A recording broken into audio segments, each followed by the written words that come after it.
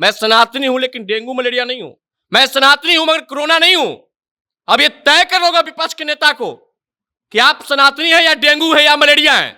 अगर आप dengue malaria हैं तो जाके एमके स्टालिन से गला मिलिए, फोटो खिंचाइए। सभा से देश के प्रधानमंत्री की मां को गाली देना यह आपकी नीच हरकत को दर्शाता है। राजनीति में इतने नीचे मत गिर जाइए साहब। आपका नारा बदल गया, जिसका परिवार का जनसंख्या भारी उसका परिवार होगा टिकट के हिस्सेदारी। अब ये नारा लगा रहे हैं वोट चोर गद्दी छोर, वोट चोर गद्दी छोर लगाइए। लेकिन इतिहास बताइए बिहार के जनता को कि वोट चोरी करके बिहार के सत्ता पर किसने काबिज हुआ? कौन का? किसके शासनकाल में वोट चोरी होता था? लालू प्रसाद यादव जी के शासनकाल को याद करिए। एक भी दलित, पिछड़ा, वंचित, शोषित वोट नहीं दे पाते थे। पहले तो आपने बिहारी को अपमान करने वाले, बिहारी के डीएनए पे सवाल खड़ा करने वाला रेवंत रेड्डी जैसे लोगों को आप मंच पे लाकर के गला मिलाकर सम्मान दे रहे हैं। दूसरा, तमिलनाडु के सीएम एमके स्टालिन जिनके बेटा एक धर्म को डेंगू मलेरिया से तुलना किया और उसे खत्म कर देने की बात कहा, सनातन, जिसने बिहार की विकास को अवरुद्ध कर दिया। असरफ नहीं आता है जिस बुलेट से चल रहे हैं। आपके पिताजी के शासनकाल में उस सड़क पे बुलेट चलाने में लोग डरते थे कि कखनी बुलेट उलट जाएगा, और बड़ा मजे से आप चला रहे हैं। तो ये लोग बिहार को भटकाने आए हैं, बिहार के लोगों को गुमराह करने आए हैं। मेरा तो वोटर लिस्ट से नाम नहीं कटा। मैं तो भाजपा का प्रखंड अध्यक्ष नहीं हूं, मैं तो आरएसएस का कार्यकर्ता नहीं हूं। कांग्रेस के सभा से प्रधानमंत्री नरेंद्र मोदी की मां को गाली दिया जाता है और एकदम से बिहार की सियासत गरमा जाती है। हर तरफ इस बात का चर्चा शुरू हो जाता है। लोग सही और गलत के मामले पे इसको देखना शुरू करते हैं और हर तरफ इस बात को लेके सवाल पूछे जा रहे हैं कि क्या कांग्रेस इसी तरीके की राजनीति करने के लिए जानी जाती है? मतलब प्रधानमंत्री के मां को गाली देना कितना तक ठीक है? इसी मुद्दे पे बातचीत करने के लिए हमारे साथ हैं युवा नेता पुरुषोत्तम जी। कितना तक ठीक है जी, आप ही बताइए। ये बेहद दुखद है। किसी देश के प्रधानमंत्री की मां को जो इस दुनिया में नहीं है, पहले तो उस मां को मैं नमन करता हूं जिसने एक ऐसा बेटा को जन्म दिया जो देश ही नहीं विदेश में भी अपना जलवा कायम रखा हुआ है। अब उस मां को ऊपर टीका टिप्पणी करना यह बिहार की सबसे गंदी राजनीति है, और यह गंदी राजनीति की परिभाषित विपक्ष के नेता लोग कर रहे हैं। आप राजनीति में इतना नीचे गिर जाएंगे। पहले तो आपने बिहारी को अपमान करने वाले, बिहारी के डीएनए पे सवाल खड़ा करने वाला रेवंत रेड्डी जैसे लोगों को आप मंच पे लाकर के गला मिलाकर सम्मान दे रहे हैं। दूसरा, तमिलनाडु के सीएम एमके स्टालिन जिनके बेटा एक धर्म को डेंगू मलेरिया से तुलना किया और उसे खत्म कर देने की बात कहा। सनातन को मैं तमाम बिहार के लोग इस बात के लेकर के आहत हुए थे। मैं सनातन धर्म को मानता हूं, मैं सनातनी हूं और मुझे सनातनी होने पे मुझे अपने आप को मैं गर्व महसूस करता हूं। मैं सनातनी हूं लेकिन डेंगू मलेरिया नहीं हूं। मैं सनातनी हूं मगर कोरोना नहीं हूं। अब ये तय कर होगा विपक्ष के नेता को कि आप सनातनी हैं या डेंगू है या मलेरिया है। अगर आप डेंगू मलेरिया हैं तो जाके एमके स्टालिन से गला मिलिए, फोटो खिंचाइए। जिसका बिहार में कोई वजूद नहीं। बिहार अपने गौरवशाली इतिहास के लिए जाना जाता है। आप ऐसे ऐसे लोग को बिहार में लाए जो बिहार के डीएनए पे सवाल खड़ा किया, जो बिहार के अपमानित किए। पहले तो आपने यहां निष्ठा की सारी प्रकाष्ठा पार कर दिए, और आपके सभा से देश के प्रधानमंत्री की मां को गाली देना यह आपकी नीच हरकत को दर्शाता है। राजनीति में इतने नीचे मत गिर जाइए साहब। आप लगाइए, खूब जोर जोर से नारा लगाइए, लेकिन आपका नारा तो हवा हवाई हो जाता है। बस नारा तो आपको चुनाव वक्त ही ध्यान देता है। लोकसभा के चुनाव में आप नारा लगा रहे थे जिसकी जितनी संख्या भारी उसके उतनी हिस्सेदारी। जमीन पे आपका कहां है यह नारा? आपका नारा बदल गया, जिसका परिवार का जनसंख्या भारी उसका परिवार होगा टिकट के हिस्सेदारी। अब ये नारा लगा रहे हैं वोट चोर गद्दी छोर, वोट चोर गद्दी छोर लगाइए। लेकिन इतिहास बताइए बिहार के जनता को कि वोट चोरी करके बिहार के सत्ता पर किसने काबिज हुआ? कौन का? किसके शासनकाल में वोट चोरी होता था? लालू प्रसाद यादव जी के शासनकाल को याद करिए। एक भी दलित, पिछड़ा, वंचित, शोषित वोट नहीं दे पाते थे। बूथ लुटा जाता था। फर्जी वोटर का नाम करना तो आपको पांव फूल रहा है। कब तक फर्जी वोटर के वोट लेकर के सत्ता पे काबिज होंगे? और नेता प्रतिपक्ष जी, आपको शर्म आना चाहिए। आपका खुद दो जगह नाम निकला, आपका नाम दो जगह वोटर लिस्ट में निकला, तो ये वोट चोरी नहीं तो क्या है? ये क्या है वोट चोरी नहीं तो? ये तो इसका जवाब दीजिए बिहार की जनता को। अरे ऐसा यार तो बहाना है, असल मायने में इनको बिहारी को भटकाना है। इनको कुछ मुद्दा नहीं दिखाई देता है, वोट चोर गद्दी छोड़ करके पूरा बिहार घूम रहे हैं। जाइए बाढ़ पीड़ित कोसी क्षेत्र में जाइए, आरा क्षेत्र में बाढ़ आया, मगध क्षेत्र में बाढ़ आया, आपको वो मुद्दा नहीं दिखा। आप वोट छोड़ गद्दी छोड़ कर रहे हैं। घोटालेबाज को बिहार छोड़ने की बात आप करिए, जिसने बिहार को खोखला कर दिया, जिसने बिहार की विकास को अवरुद्ध कर दिया। शर्म नहीं आता है? जिस बुलेट से चल रहे हैं, आपके पिताजी के शासनकाल में उस सड़क पे बुलेट चलाने में लोग डरते थे कि कखनी बुलेट उलट जाएगा, और बड़ा मजे से आप चला रहे हैं। तो ये लोग बिहार को भटकाने आए हैं, बिहार के लोगों को गुमराह करने आए हैं। मेरा तो वोटर लिस्ट से नाम नहीं कटा, मैं तो भाजपा का प्रखंड अध्यक्ष नहीं हूं, मैं तो आरएसएस का कार्यकर्ता नहीं हूं, लेकिन मेरा वोटर लिस्ट में नाम है, मेरी माता जी का वोटर लिस्ट में नाम है, मेरे पिताजी का भी वोटर लिस्ट में नाम है, और हमारे अगल बगल पड़ोसी का भी नाम है। तो कटा किसका?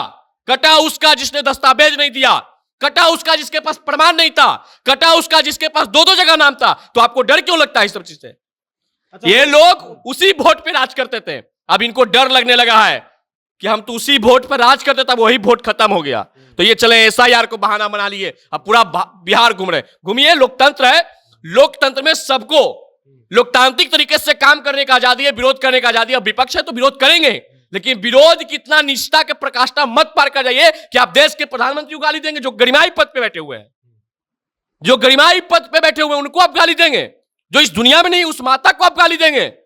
एक तरफ माई बहन सम्मान योजना, दूसरी तरफ एक मां को गाली देना। इनकी बयान, इनकी नारा, इनको खुद आत्मसात अपने अंदर करना चाहिए कि माई बहन सम्मान क्या होता है। आप एक मां बहन को सम्मान नहीं कर पा रहे हैं, और दूसरे तरफ आप एक बैनर लेकर घूम रहे हैं कि माई बहन को सम्मान करेंगे। ये कैसी सम्मान है भाई? अब इनको देखिए, इनके कार्यकर्ता इतना एग्रेसिव मोड में हो गए हैं कि किसी को भी बेइज्जत कर दे रहे हैं। तो इससे आप सरकार में नहीं आ जाएंगे। ये बिहार की एक एक जनता देख रहा है, बिहार के एक एक नागरिक देख रहा है कि आपने बिहार को किस ओर ले जाना चाहते हैं, बिहारियों को किस ओर ले जाना चाहते हैं।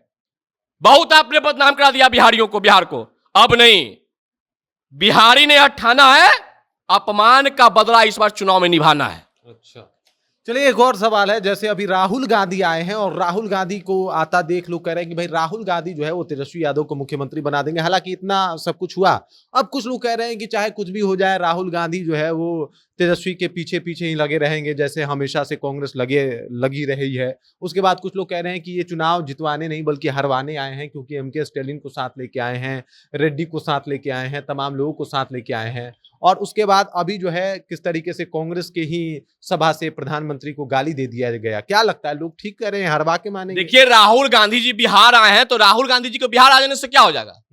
अब तेजस्वी यादव को मुख्यमंत्री राहुल गांधी बना देंगे? बिहार की 13 करोड़ जनता ने राष्ट्रीय जनता दल की सरकार से उब के इनको सत्ता से बाहर निकाल दिया। अब ये राहुल गांधी जी के अंदर ये हैसियत नहीं कि तेजस्वी यादव को फिर से सत्ता मिला देंगे।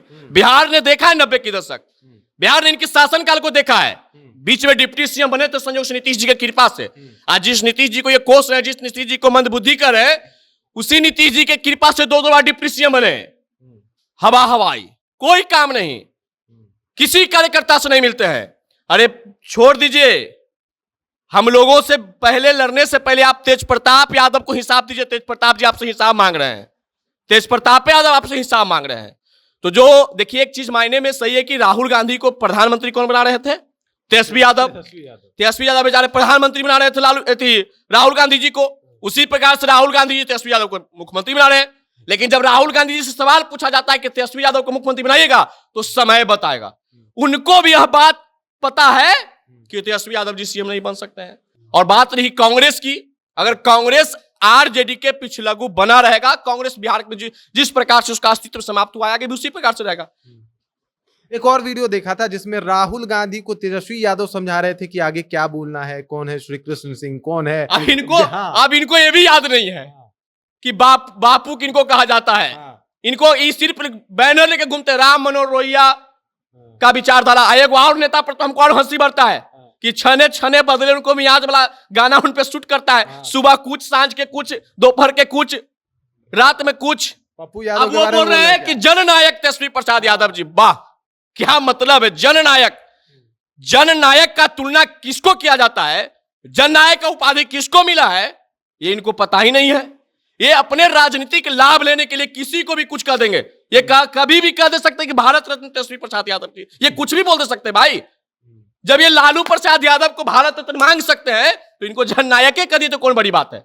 अब तेजस्वी जी जननायक हो गए, कितने गरीब के यहां गए हैं, यात्रा के समय ही बता। उन्होंने कहा था कि हमारे पिताजी घूमे, हम नहीं घूमे हैं। कहां नहीं घूमे हैं? मतलब वो ज्यादा बिहार नहीं घूमे हैं, लेकिन लालू जी बहुत घूमे हैं। तो लालू जी घूमे हैं, तो लालू जी घूमे तो बिहार के जनता ने देखा, उनको सत्ता में लाया, अस्तित्व में आया, सत्ता में आया, उनकी माता जी भी मुख्यमंत्री रही। इनको तो सौभाग्य प्राप्त हुआ कि मां और पिता दोनों मुख्यमंत्री रहे, ये भी डिप्टी सीएम बन गए संजोग से। लेकिन बिहार की जनता को क्या भला हुआ, बिहार के गरीब शोषित जिसका ये बात करते उसका क्या भला हुआ, इसका तो हिसाब दे दीजिए। और जननायक बिहार में एक थे कर्पूरी ठाकुर, जननायक हम मानते डॉक्टर श्री कृष्ण सिंह जी को, जिन्होंने जात धर्म से ऊपर उठकर के बिहार के विकास के लिए अग्रसर हैं और बिहार के विकास में उनकी अग्रणी भूमिका थी। ये श्री बाबू के लोग भूल गए। इतने दिन सत्ता में कांग्रेस रहा, श्री बाबू को आज तक भारत रत्न का सम्मान नहीं लोग दिला पाए, आखिर क्यों? और मैं आज भी बिहार के श्री डॉक्टर श्री कृष्ण सिंह जी की भारत रत्न की मांग मैं केंद्र सरकार से भी करता हूं और बिहार सरकार से भी करता हूं। इनको मिलना चाहिए, नहीं मिलेगा ये मुद्दा हमारा है और चुनाव में ये मुद्दा दिखेगा भी। हम किसी पार्टी के बंधुआ मजदूर नहीं है, जो गलत होगा उसको बोलेंगे। देश के प्रधानमंत्री की मां के ऊपर अभद्र टिप्पणी किया जाएगा, किसी भी मां के ऊपर अभद्र टिप्पणी। बिहार वसुधैव कुटुंबकम वाला है, बिहार अतिथि देवो भव है और बिहार महिला को सम्मान करना जानता है, बिहार इज्जत करना जानता है। और इस बिहार की भूमि से, जिस बिहार ने देश के प्रथम राष्ट्रपति को दिया, जिस बिहार ने आर्यभट्ट जैसे महान गणितज्ञ को दिया, जिस बिहार ने में चंद्रगुप्त मौर्य जैसे लोग शिक्षा ग्रहण आके किए, उस बिहार से किसी महिला के प्रति अभद्र टिप्पणी किया जाएगा, हम बिहारी बर्दाश्त नहीं करेंगे। क्योंकि मेरा बिहार का गौरवशाली इतिहास रहा है, मां बहनों का सम्मान करना, अतिथियों का सम्मान करना। और इस बिहार के इस गौरवशाली इतिहास को कोई धूमिल करेगा, मैं बर्दाश्त नहीं करूंगा, चाहे वो कोई भी पार्टी का कोई भी नेता हो। अगर बिहार के अस्तित्व को बदनाम करेगा, बिहार की भूमि को बदनाम करेगा, मैं उसके खिलाफ डंके के चोट पे बोलूंगा। डंके की चोट पे बोलेंगे, किसी भी मां बहन का अपमान नहीं सहेंगे। ये बिहारियों के तरफ से जो है वो पुरुषोत्तम जी का कहना है। आपका कहना क्या है, कमेंट करके अपना विचार हम तक पहुंचा दीजिए। बाकी आप देख रहे हैं जनता जंक्शन और मेरा नाम रजत है।